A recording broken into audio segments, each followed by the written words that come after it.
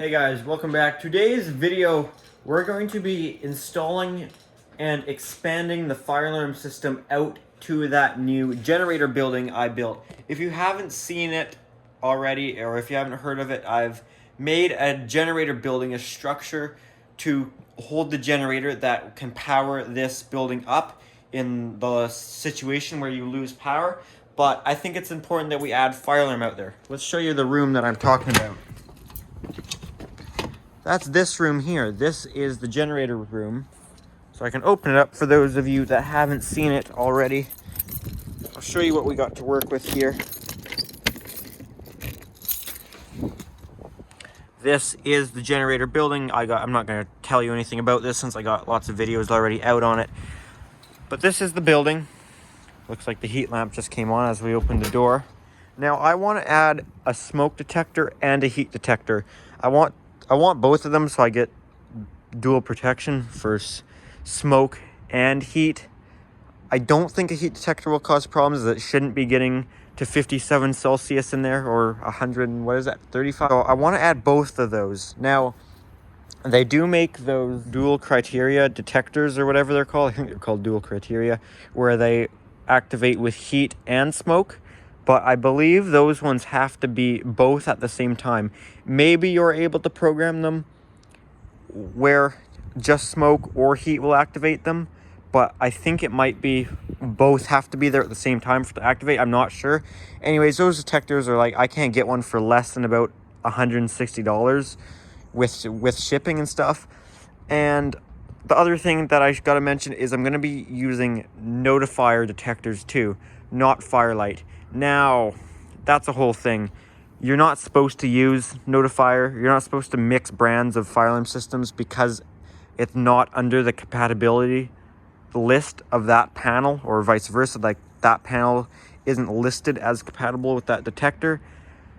It works. It's just not legal. The thing is with me being in Canada, it makes things expensive for getting things, especially with shipping on eBay.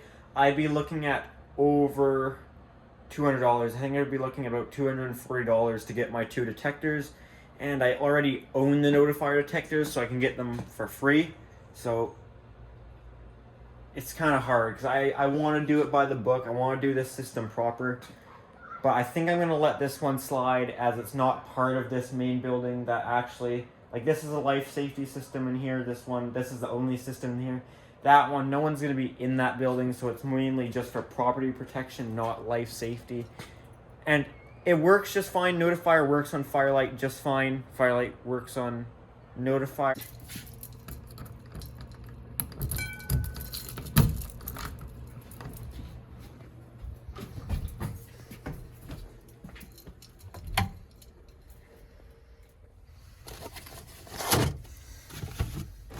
Okay, this was a heat detector that I actually fixed myself. It's still all original notifier parts. I just had to bend up the heat element that was bent down. So there's our notifier heat detector, there's our notifier smoke detector, and here we've got two bases. Now I'm just going to pull out SLC. I don't think there's any point of pulling out an AX circuit, as no one's going to be in there in that building for any reason. I mean, we could put a pull station in there if we really wanted to, but again, like, no one's gonna be in the building, so I don't feel like it's really necessary. I found two octagon boxes here that I'm gonna use, connectors and everything that I'll need. Now for outside, I'm gonna use this stuff as if, in case water gets in that conduit, this stuff is rated for wet locations. It's an 8 conductor. That's the same wire that I used to go underground. You can still see a scar in the grass. It goes underground up into that tower because chances are that conduit's going to fill up with water at some point. So you want to use something that's not going to disintegrate in the water. This stuff, I've experienced this stuff firsthand. This stuff will deteriorate and just disintegrate into nothing. The insulation will just get disintegrated in water, so you don't want that. So I'm going to use this to run in the conduit outside into the building. And I'll use just our normal fire alarm wire to run from inside here to the outside. So there's actually currently, from that silver junction box that goes out to that horn strobe, and there's currently a 5 conductor going out there. 2 conductors are for the strobe itself, and then 2 more are off the monitor module running down that conduit underground and up to that tower pull station. So we need 4 more conductors. So I'm gonna just run another 5 conductor parallel with it out because we need 4 for the SLC, and then our ground, because it's a Class A system, I gotta keep that Class A loop. Class A loop is superior in the way you wanna go if you can.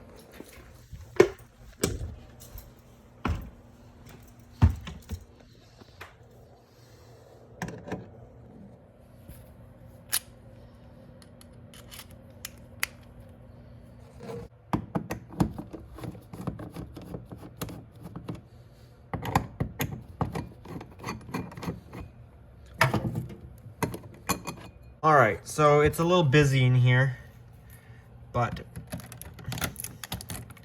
there we've got our SLC. So how does this work here? That's tower pull station. NAC 1 CO detector.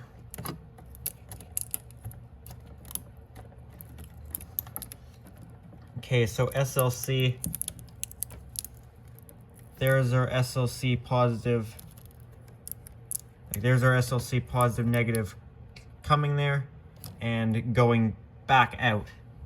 So we'll just need to run a 5 conductor there, and then 2 of this side can splice. Hold on, how would that work? Yeah, like say this positive negative at the bottom here could splice onto the positive and negative, and then it could come back onto the other side that this was spliced onto, and the other side of this would just continue like it was before. So that hole's pretty tight. Don't ask me why we don't have a connector on there. I don't know, we should. But I don't want to take all of this down, so I'm just gonna put in another hole beside there, and hopefully we can fish over to the outside. What I'll do is I'll run our wire into this box, and the very last thing I will do is actually splice it, because I want to leave this intact and not put the system into trouble for as long as I can. Just got a new Milwaukee drill, by the way. Got their top of the line one, the best one they got. So goes like, this is the newest one they got. Goes with my newest of their impact drivers that they got. So it's pretty nice to have the nicest stuff Milwaukee's got for drills. So I bought the impact driver separately a few months ago, and now I wanted a new drill because I realized the Milwaukee stuff, after using the other guys at work, the Milwaukee stuff is so much nicer and lighter than the Makita stuff, and like equally as powerful. So it's the first time I get to use it. So let's make another hole in the wall.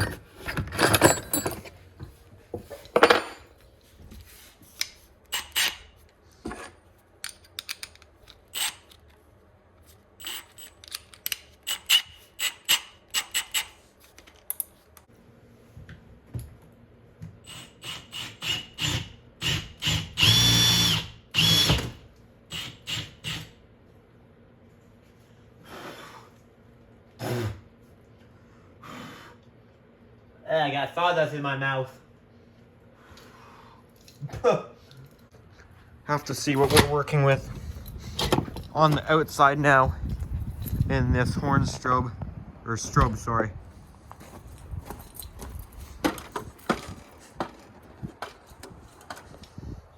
Not exactly sure yet how we're gonna pipe down out of this into the generator building, but we'll figure that out.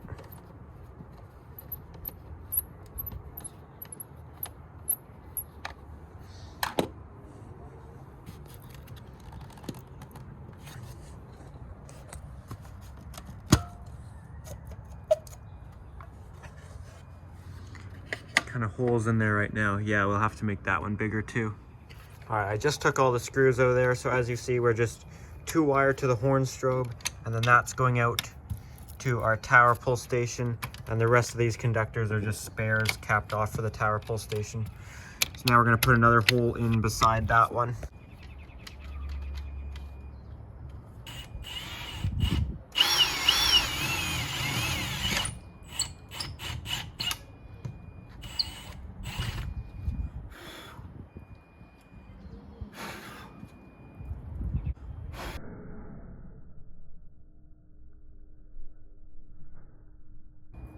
Alright, I'm gonna try and get this 5 conductor through here. I'm gonna try and just push it. Chances are I'll have to get fish sticks out and get angry at it first though. You know what? I think I just made that through the wall without getting angry at it and did it in like 20 seconds. Alright, now I guess it's time to bend some pipe to come down the wall. And into that. I'm not sure if I want to come straight down or if I want to 90, 90, and then honestly, I think I'd rather just come straight down and then 90 right into it for a couple of reasons. It's easier for me to bend. I don't have to do so many bends and offsets. So that means easier to pull wire too, but also I think it'll look better to just go straight down and, instead of like going like this, like a big S-shaped thing where we already have pipe, and the pipe blends in better with the gray than it does on the black. So I think I'd rather just come straight down. All right, 54 inches is where my bend's got to be.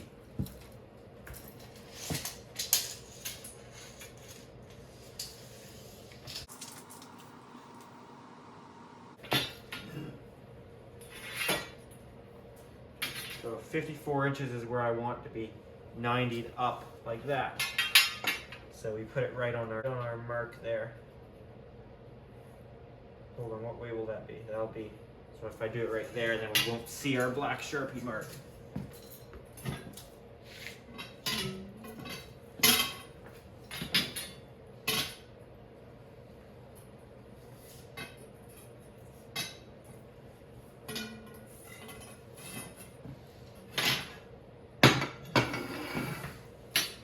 Alright, see if I did that right.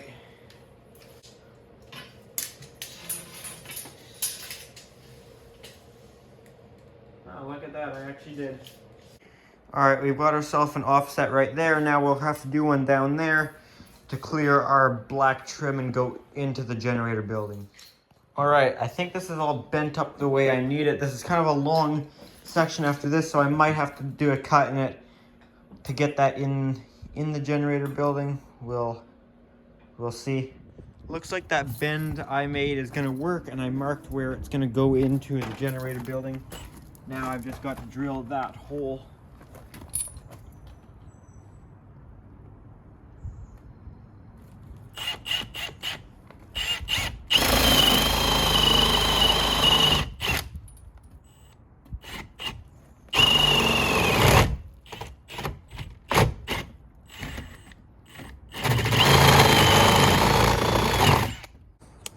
All right, let's try out this pipe. Wrong way.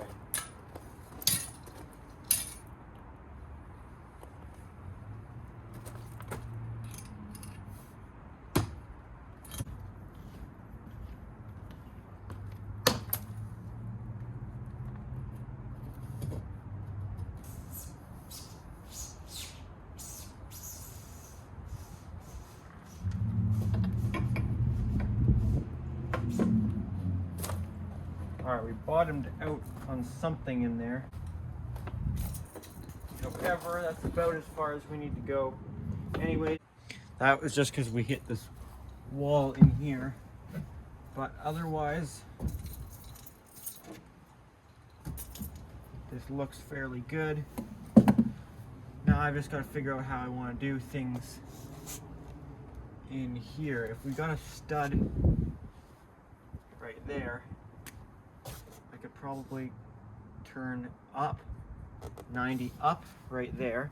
I'm just thinking of where I got my studs in the ceiling.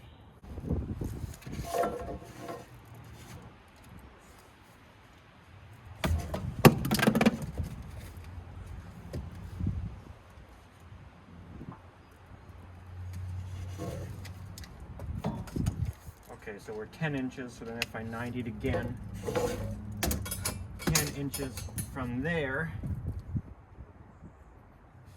that would bring us over, and we'd probably be actually close to our first detector. All right, I've got this big crazy thing done up. How are we for our bends? We're like 90, 45, 45, so that's 90 again. Okay, we're at our 360. No more bends are allowed. I wouldn't count this offset as it's like not offset enough that a conductor couldn't run straight. I'm not sure if that's quite 45. That might be 30 and 30. I think we're okay by a little bit.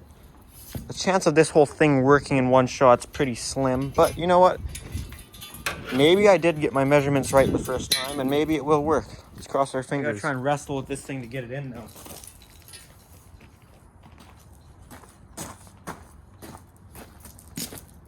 Okay, how can I do this?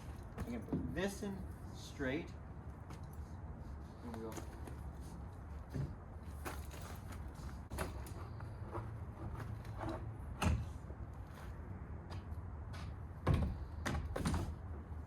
Oh, okay, there we go.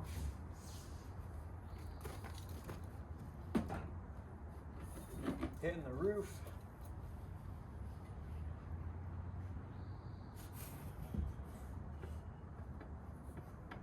Okay, I can feel we're hitting the ceiling in the generator room.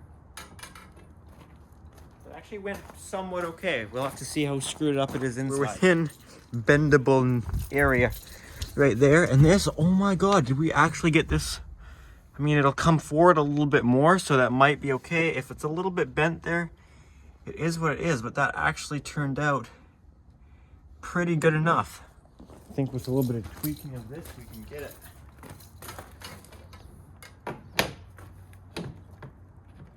All right, that's pretty good and straight right there.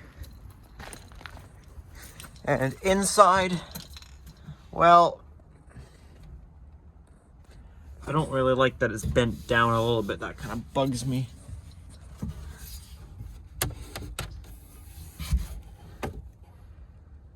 I don't like that, but I can't really change it, and it's so good on the outside. I actually got it, so we might just live with it like that. I don't know, I don't want to put a connector on it just for that. We might just have to say screw it. It's all fine. It's strapped within 1.5 meters to the ceiling, well within, or it's supported, and it will be outside. So even if it wasn't supported, it's still within the 1.5 meters. So it's fine. It just doesn't look the greatest there. But I did this all in one piece of conduit without breaking it up, which was actually pretty nice. Okay, so going into that box up there, into our system sensor P, like whatever, for the P2R, actually that's outdoor one, whatever that's called. It's a 3/4 inch hole, so we need a 3/4 inch to 1/2 inch reducer and a 1/2 inch liquid tight connector. So we won't need the lock nut because it can thread in to the reducer, and then that is rain tight to go into our conduit to keep the water out.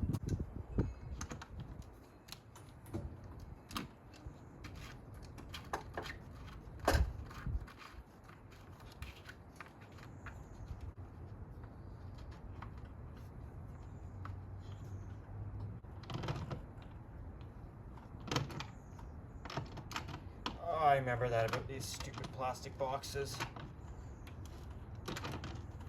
is they never want to thread in right.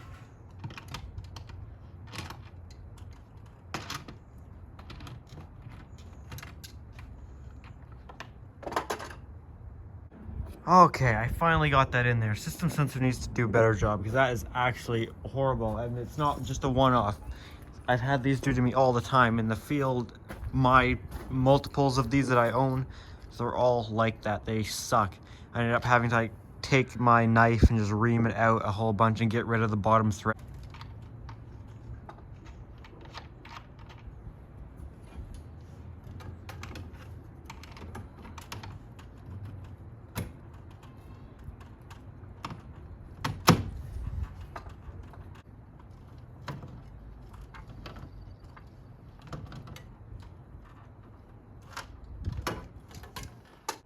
Now that that's in there, we can strap this conduit into the wall. I've got it all leveled up. It looks okay, so.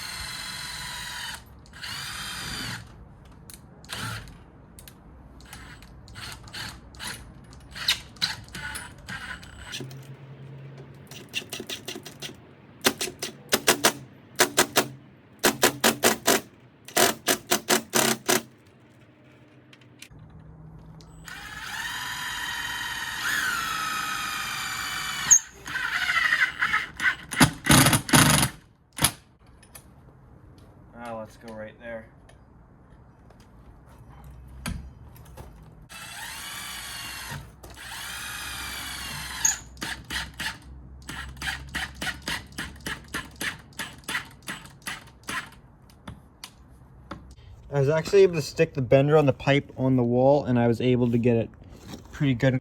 It's starting to rain, so I'm gonna silicone that up right now. All right, that's all siliconed up.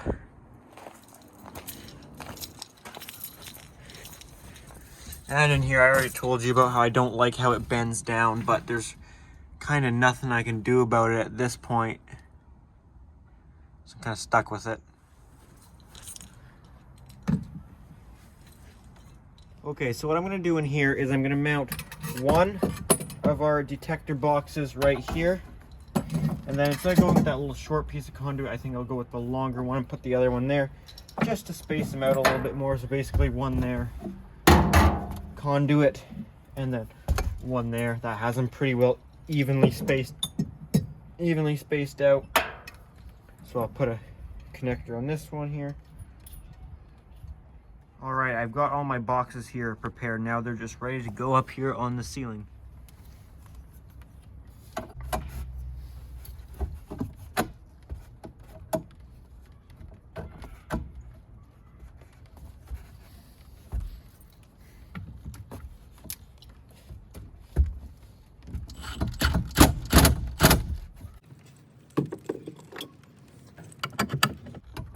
Ream your pipe too, by the way, guys. I didn't have to ream that big my first bend because I just used one new hole pipe.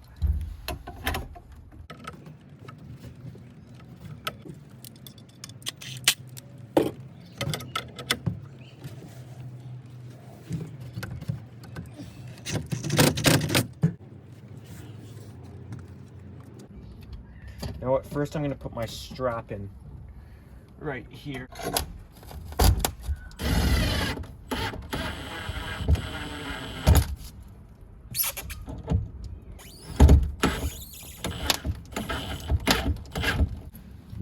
Now I want to make sure these are in line, so I'm going to measure this one. We're at 16.5 off of there.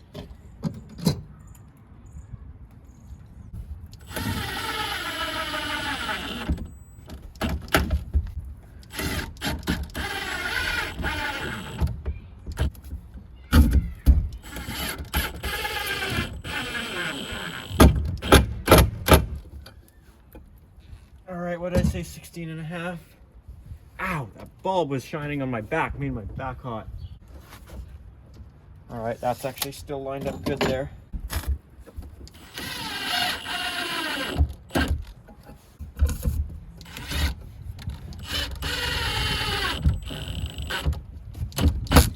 All right, there we go. All right, now that we've got this pretty well all done, now we're gonna pull wire from here up into there. Actually, I think I'm gonna push from this end just because I want to stay in the heat.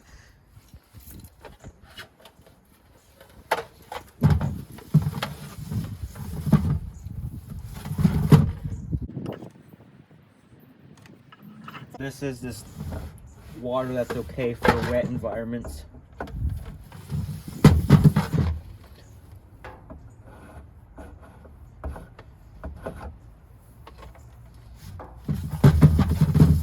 It's not actual fire alarm wire, but that's okay. We use single conductor and conduit all the time, and that's not actually fire alarm wire. So I think this is okay.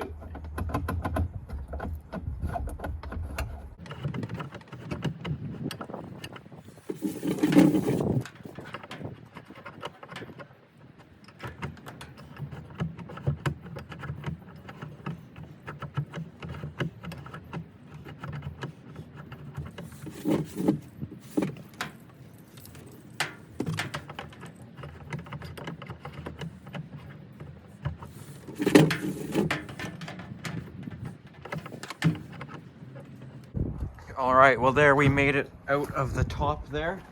All right, we've got all our wires ran into here, boxes mounted, this is all good. Let's make our splice up and our strobe. Okay, I've separated this and we've got our black, red, brown, blue coming out of the wall for our SLC, and our black, the brown, black look the same there, but the brown, black, blue, red coming down our conduit, so we can just splice that up color to color. And we've got our spare yellow, white, and orange, or what we're not using, so those can just get tucked back there. So splice that up. There we go, all spliced together.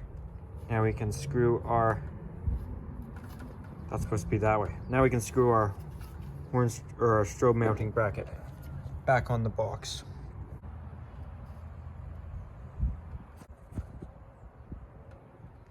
All right, we are all back together there. Now we got to splice up in here and got to do everything in here and then tie in to in there.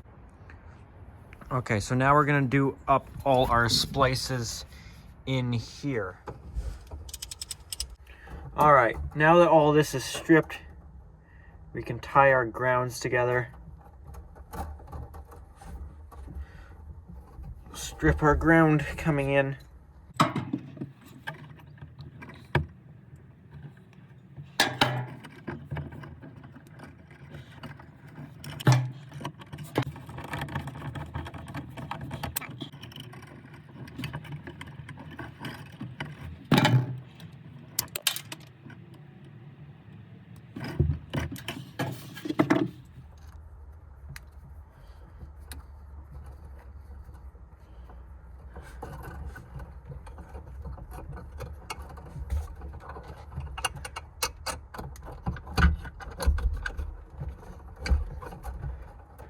Okay, so I'll need our, basically all these colors except the white, the yellow, and the orange.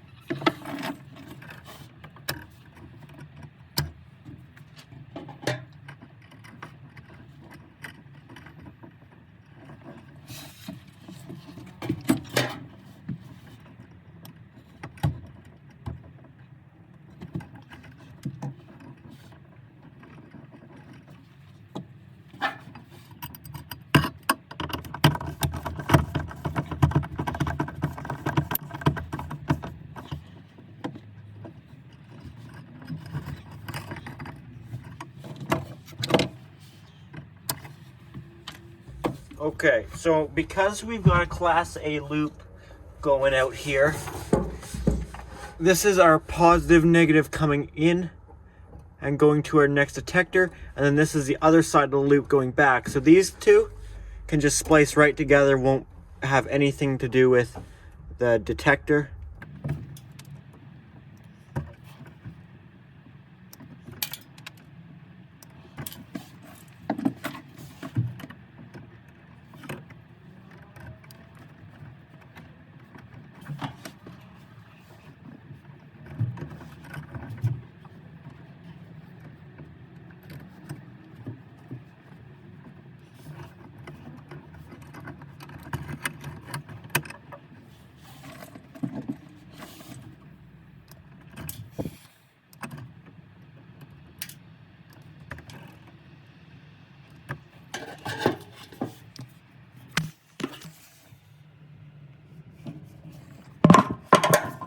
And this one, because it's our last device, we will use all the colors here on the detector.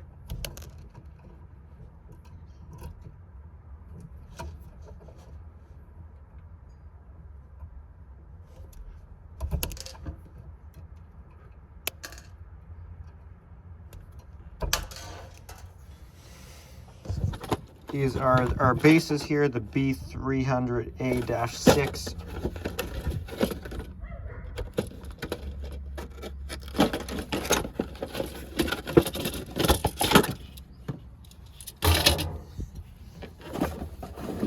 There's one, there's the other one. So this one is all done up other than our base. That's the only other thing that's got to go on here, so we can slide our base on.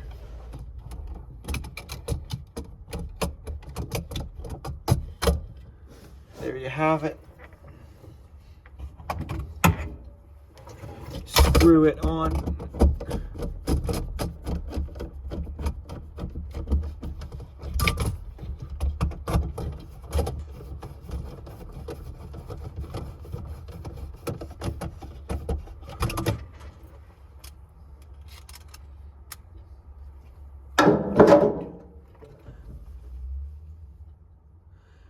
And on our positive side here, we do both of our positives.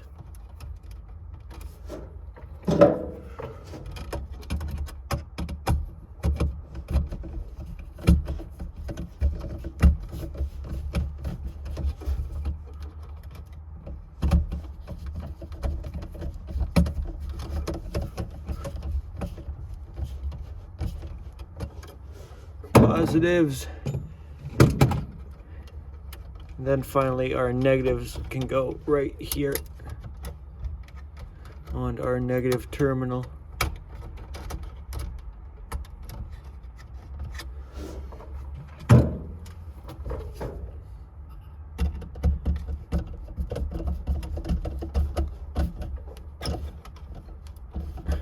All right, there you have it. Open up another base.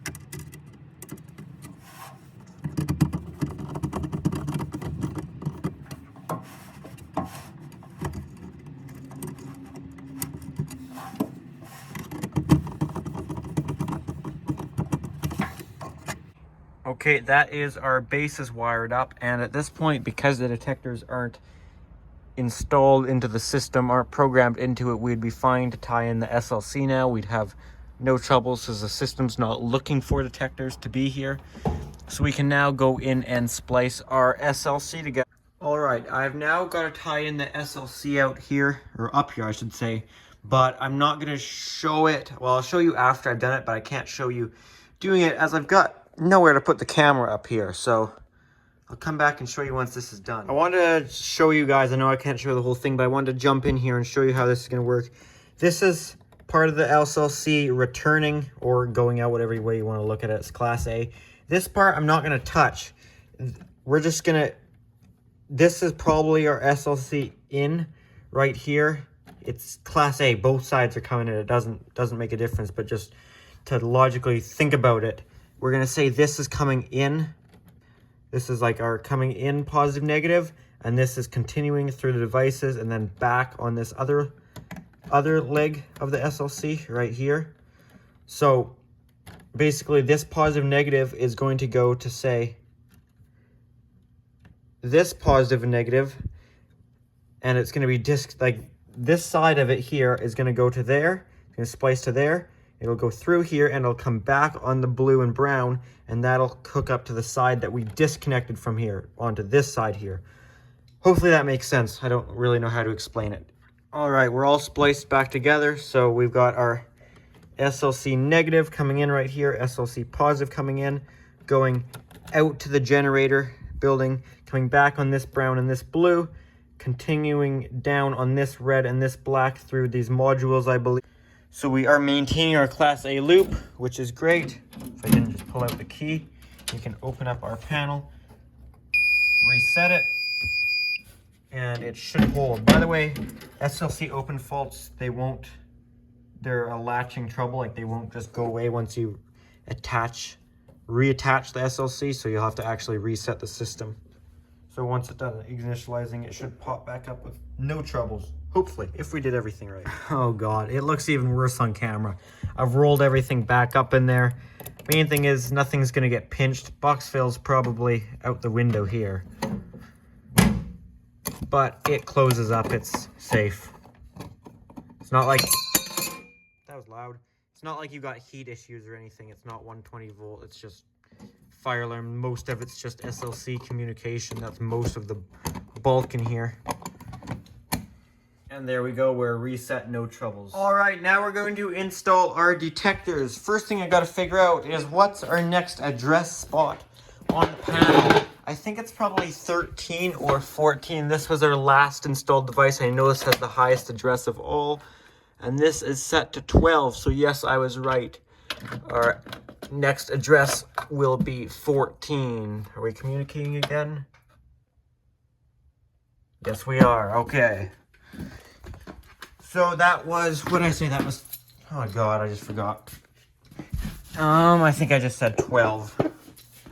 So if so, then our new devices will be 13 and 14.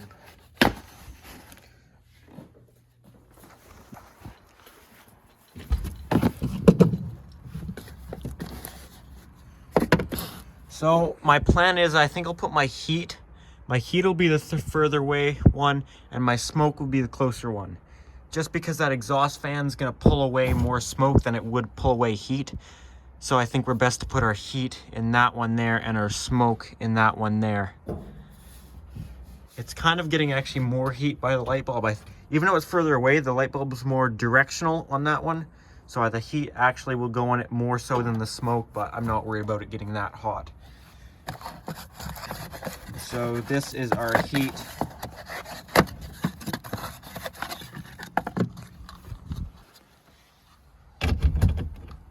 Oh, set the address too, eh? I'll make this one 14. Set our tens place to 1. 4 for the ones place. So that's device 14 on the system.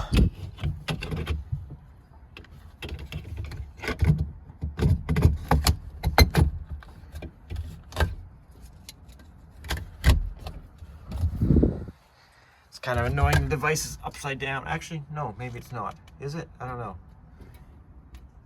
Okay, it's polling. It won't actually communicate because it's not programmed into the panel. So we just set that to 14. This is a brand new smoke detector. This one hasn't been user fixed, the heat was, so this one will be set to 13. Tens place to 1. Ones place to 3.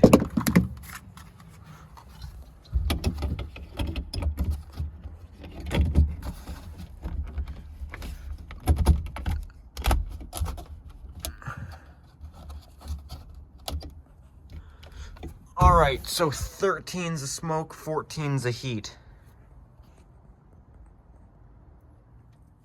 Looking good though.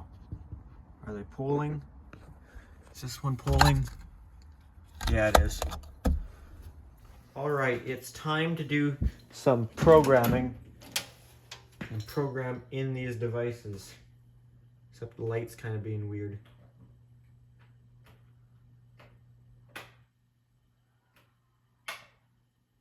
Okay, I guess we're best like that.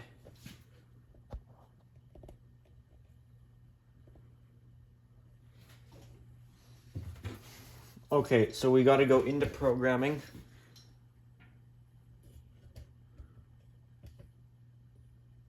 First, we got to go into programming, so we can hit mode. 2 for programming. Factory master passwords all zeros. We will go to point program number 2. These will be detectors. So number 1, we will go add. Number 1, the first device will be 013. This is a smoke photo. Detector is added. Escape. Add detector. 014 is our heat. Number 2, heat detector. That is added. Escape. Now we'll go to edit. First we can go into our smoke, so 013, smoke photo. Enable type smoke photo, yes. Walk test, yes, yes. No assign zone. Description is what we want. So first you want to hit, what is it? Is it clear? Clear all of that. Now we will call this generator. So this will take me a little bit to type.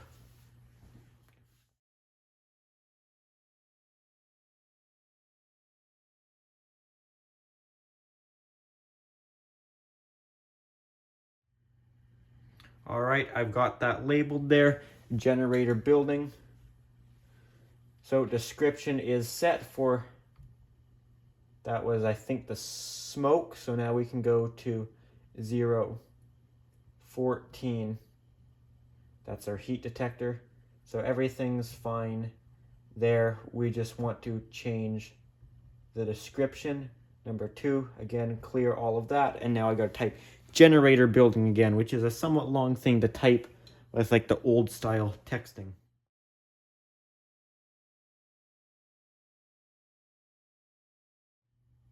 There you go. It's hard to see, but we have a generator building now. So we can hit enter again.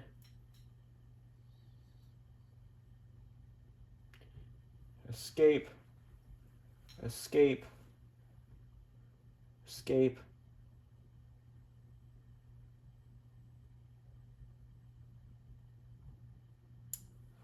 And now the system will, now the system should save our new devices we've installed on the SLC loop. And we should be good other than test those new devices. Once we're done initializing, we'll wait and cross our fingers and hope that no troubles pop up. Hope that, well, we would have got any ground faults by now or any opens. We didn't need that to be programmed to get any opens. We just to get like invalid ID faults, like if it's set as the wrong detector or if there's something wrong with the detector, that type of thing. Keep in mind these are notifier detectors, but they'll work fine on Firelight. It's just not, technically they're not listed for that application, but I'm sure they're made in the exact same manufacturing plant, just with a different sticker on the back, if you know what I mean. I'm gonna flip the lights back on and take a magnet, and we're going to set off the smoke first.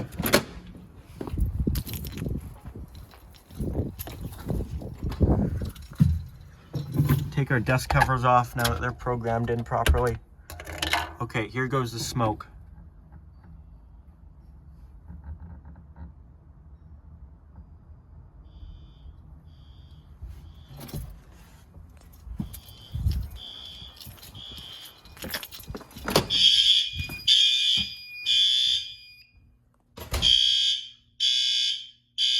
Smoke photo generator building.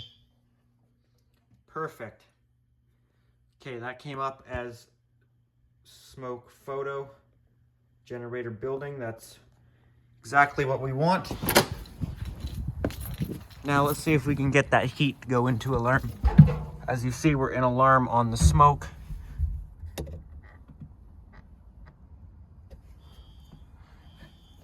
Take our dust caps covers with us, and there we got the heat to go. Hopefully it comes up as that.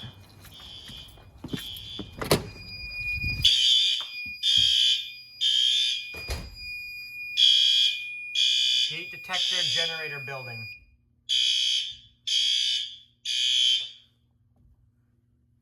There we go. So both of those came up as they should. Sweet. Add these two dust covers to my small collection of dust covers. I think I could use some more. I might run out.